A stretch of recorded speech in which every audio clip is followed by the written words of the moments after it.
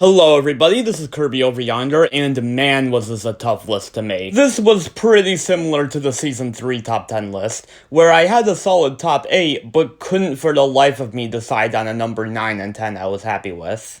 I was eventually able to narrow it down, but man, there are a ton of bangers this season. Have some of these bangers, why don't you? As a whole, I don't think this was as tough as my Season 3 list, but it was still pretty close. But that being said, these are my top 10 Adventure Time Season 8 episodes. At number 10, we've got I Am a Sword. I Am a Sword really shows off the importance of the Finn sword. Up until now, it was mostly just seen as another one of Finn's swords. Sure, he'd talk to it occasionally, but it never really went much deeper than that. Heck, we even see Finn take a sword for granted early on in the episode, showing such a blatant disregard for the sword's thoughts and feelings. But I like seeing things from the Finn sword's perspective here, seeing how it still has Finn's thoughts, it's not just an object, and how Finn feels like he's lost a part of his identity without it. The fact that losing the sword was Finn's fault to begin with adds to his internal struggle here. Bandit Princess makes for an awesome one-off villain. Amy Sedaris really nailed this role. She just adds so much energy and life to what could have been a very unmemorable character. She's like an evil version of Princess Carolyn. Her battle with Finn at the end of the episode is awesome. Granted, it would have also been cool to see Penny return, but I feel like this episode has enough references to earlier episodes. With Science Cat coming back with his new companion Spear Bear, and revisiting old locations like the village of spiky people from Gut Grinder and the Bots Kingdom from Bots Prince. Heck, I don't even really like either of those episodes. I think Bots Prince is one of the most boring episodes of the entire show. I just love seeing the show celebrate its history like this. At number 9, we have The Light Cloud. Okay, truth be told, deciding whether or not to put the light cloud on here was the hardest part of making this list. There are things that I absolutely love about this episode, but I also have a couple nitpicks of it. Like, I talked about this a bit in my Season 8 retrospective, but for as much as I love the conflict between Finn and his mom, I feel like they could have spent more time on it. I feel like Minerva changes her mind on this way too quickly, which could have been ironed out with an extra episode or two. Heck, I'd argue the same even applies to Susan and Frida. I've also never been the biggest fan of this time skip. I know Finn says right before that he doesn't have to leave right away, but to then cut right to Finn leaving, I don't know, I sorta wish it was more clear how much time took place in between these two scenes. But despite its flaws, there's just way too much I love about the Light Cloud to not put it on the list. Like, I love this ethical debate between Finn and his mom. It's one of those conflicts where you understand where both sides are coming from. Like, yeah, Finn is totally right about danger being okay sometimes. And you understand how Minerva, as the last helper left, would feel the need to protect the humans. And I love the conclusion they come to give the humans the option to leave if they want to. One of my favorite little details is how Finn mentions that sometimes life is just boring, because, yeah, it is. Life isn't always some big, grand adventure. Sometimes it just consists of random mundane tasks, and that's okay. I also love the addition of these two mini clip shows. They're a great reminder of just how much Finn's been through to get to this point. And that ending between Finn and his mom, it gets me every time. There's just something so poignant about it, how Finn's not completely sure how much of his mom is still there, but what is there is enough for him. That quiet goodbye Finn gives as he tears up never fails to hit me in the feels. The Light Cloud is not a perfect episode, but it does so much so well that its problems barely even matter to me. At number 8, we have Normal Man. Normal Man is one of those great episodes that's able to combine being both really fun and having interesting character drama. I love seeing Normal Man team up with Finn and Jake for once. He's spent so much of the series just messing with them that it's cool to see them finally on the same page. It's fun seeing this trio of characters escalate this crazy mountain. But it's also great to see Normal Man come to terms with the person he used to be and try to rectify for his previous mistakes. Tiny Manicore was mostly just a joke character up until this point, but seeing the show actually use him in a more dramatic context is really cool. But at the same time, he's still really funny in this episode.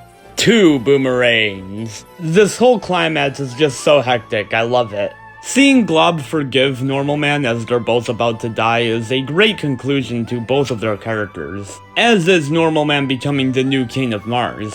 This is just an awesome redemption episode for Normal Man, as well as just an entertaining episode in general. At number 7, we have Do No Harm.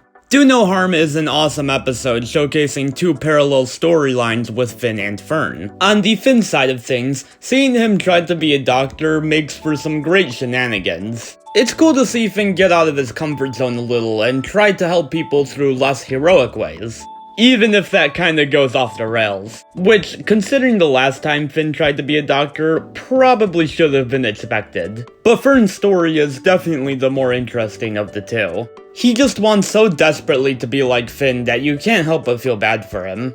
But because he didn't go through that same character development that our Finn went through after Is That You, he's not able to show the same restraint that our Finn would. He almost feels like Season 1 Finn was such a narrow-minded view on good versus evil. I love just how mundane Jake's response here is. But Fern confronting the Grass Wizard about why he was created is an awesome moment for his character. I love just how unsatisfying his answer is, like it would almost be better if he did make Fern for some nefarious purpose. Fern coming to terms with the fact that he's not the same as Finn is another great moment for his character, and that final shot of him riding away with his hat off is absolutely gorgeous. Ultimately, both of these stories involve one of our two Finns trying to be something they aren't, and I think having this little parallel elevates them both. At number 6, we've got Imaginary Resources. Imaginary Resources is such a goofy, cuckoo bananas episode that it's hard not to love. I mean, it's the episode with Swole BMO in it. I'm pretty sure that alone puts it on the list. Bravo, Vince Gilligan. And in general, I love the abstract design of this VR world. They do a good job making it feel very alien. Finn and Jake's avatar designs are also great. They look like they belong in a show like Smiling Friends.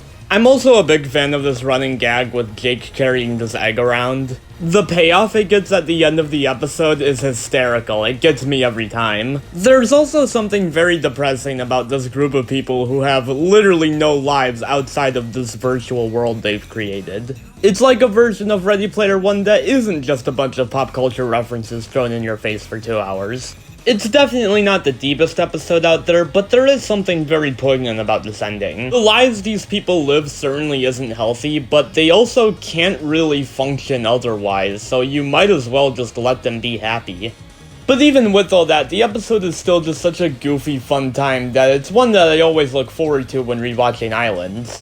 At number 5, we have Bun Bun. I think my favorite thing about Bun Bun is the way it showcases how each of our characters have changed, with the most obvious example being Cinnamon Bun. I love the inclusion of this flashback to the Enchiridion, as it not only shows how much CB's changed since then, but also why he would be embarrassed of his younger self. And said younger self is represented through Bun Bun, who, along with being the most adorable Scrimblow ever, shows Cinnamon Bun that it's okay to let his guard down. You see the Flame King grow to accept the fact that he's no longer the king of the Fire Kingdom, and become the Chipmunk King. We even see how PB's changed a little bit, showing actual respect for Cinnamon Bun that she wasn't capable of in the early seasons. But the Finn and Flame Princess stuff is easily the highlight of the episode. I'm still not a fan of the Flame Princess breakup arc, but seeing Finn actually own up to his mistakes and give a sincere apology is such great character development for him.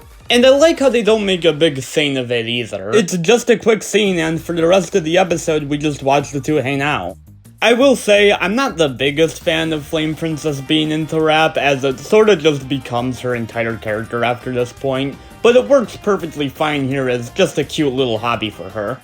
Oh, and while I'm complaining, I do also really wish we got to see Bun Bun more after this episode. She's such an adorable character, and it's a shame that she only gets a couple non-speaking cameos after this episode. But again, that's not really the fault of the episode itself. Bun Bun is just delightful, definitely one of my favorites of the more hangout episodes. At number 4, we have Hide and Seek. Hide and Seek is an excellent sort of origin story for Susan. I love the dynamic here between Susan and Frida. They're two people who deeply care about each other but have very different ideas about the way the world should work. It's especially great how their roles are reversed later on in Islands. And yeah, I can definitely see a romantic connection between them. They sort of have a bubbling vibe going on. Hopefully they get their own obsidian at some point. The climax of this episode is super intense, I love it. That shot of Frida with her hat off is absolutely gorgeous. It really makes you feel like she's just been violated here. But despite that scene, the episode is very careful to not make Susan out to be a bad person, since it's pretty clear from the start that she's just a victim of Dr. Gross's propaganda, so it's easy to sympathize with her. I also appreciate these flashbacks being intercut with scenes of Susan wandering around the island, as it allows viewers to take in the information without taking up too much of the episode. A very poetically tragic episode as a whole, I love it. At number 3, we have The Musical. Musical is an episode with a lot going for it. For one, it's awesome to see so many different characters in the same episode. It almost feels like a Grable's episode, but with more substance to it. We get some great character interactions here, especially through the Ice King and his chicanery. His hilariously awkward song will never cease to get a laugh out of me. But speaking of which, as the title would imply, the episode also has some great music in it, with the highlight easily being Marceline's cover of Francis Forever by Mitski. I actually started listening to Mitski in the process of working on my Season 8 retrospective. Great stuff. But I think the thing that really keeps me coming back to this episode is the portrayal of Finn's depression. We've seen Finn depressed before, but I appreciate the angle taken in this episode. How the thing that helped him through his depression was just talking it out with someone who understands what he's going through. Granted, it'll always bother me how apparently Finn's gone through enough loss to hear musical, but not Marceline, though I admit that's a pretty minor nitpick. Their conversation together just feels so real, like two people with a shared understanding that the other is going through a hard time. There's something very melancholic about Musical's character. I sort of wish he took up more of the episode, to be honest. The song she and Finn sing together is absolutely beautiful. It's just an episode that really resonates with me, and one that I think about a lot. At number 2, we have Don't Look. Okay, so on a sheer conceptual level alone, I love Don't Look. The idea of Finn getting these eyes that turns people into how he sees them feels like something straight out of the Twilight Zone. It's one of those concepts that really gets you thinking, not just about how Finn sees other people, but about what people in our lives would turn into if we were put into the same situation as Finn. Finn turning the Ice King into Simon is absolutely adorable and shows just how much empathy he's gained for the guy over the years. But I also love the detail that he's in his underwear, showing that Finn still does see the Ice King as somewhat embarrassing. And him turning PB into a teen boy heartthrob shows that he no longer sees her as a romantic interest. Heck, I almost wish we got to see what more characters would look like Marceline, Flame Princess, or his parents. I also like the existential angle this episode takes in its second half. The fact that his monstrous form resembles Martin is an awesome detail, and seeing all of Finn's friends gather around and support him is just so wholesome. This is one of those rare times where Finn is the one who needs to be saved, which is so cool. I'm really glad they portrayed it sincerely and didn't try to play it off as embarrassing for Finn. Looking at you, the Red Throne. Oh, and as a huge Neptr fan, the fact that he's the one who saved the day at the end is awesome. Neptr deserved the W. And at number 1, we have Min and Marty. In last season's top 10 list, I mentioned that Hall of Vigris is one of those episodes that feels longer than 11 minutes, and Min and Marty is another one of those examples. There's just something I find so compelling about the relationship between Martin and Minerva. I don't know, maybe I'm just a fan of tragic love stories. But the episode really takes its time to build up the relationship between these two.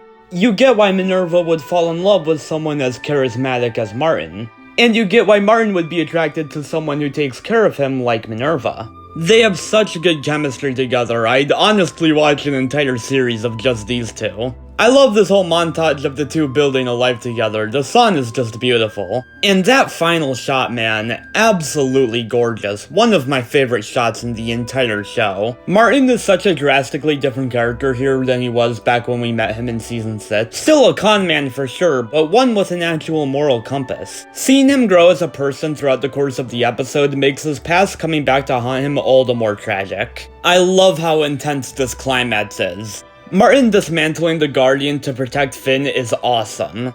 And I think what I love most about this is how nobody actually found out what Martin did. Minerva thinks he just ran away with Finn and left her. And Finn thinks he just selfishly abandoned him. Martin just did this completely selfless act that nobody knows about, not even himself. I just love the layer of nuance that adds to his character and his relationship with Finn. Min and Marty is a beautiful and sad episode that I absolutely adore. One of the best of the series for sure. So that was my list, but before I go, I've got 4 honorable mentions. Elemental, an awesome lore-filled episode that introduces a really fun new villain and has some great Ice King moments. Prebu, another lore-heavy episode that introduces a new villain. This episode also has some awesome character development for Tiffany. High Strangeness, an episode so bizarre I had to at the very least give it a mention. Probably my favorite Tree Trunks episode. And Mysterious Island, a really fun exploration of Nature Island, and I love the character interactions between Finn and Alva here. I heavily considered putting this on the list instead of the Light Cloud, but where this episode is more well-rounded as a whole, Light Cloud just had way too much great stuff in it to not be on the list. Please let me know what your favorite Season 8 episodes are in the comments. I'm probably going to be taking a break from YouTube for a few weeks, but I'll try not to make it too long. Until then, have a good one, and Kirby out.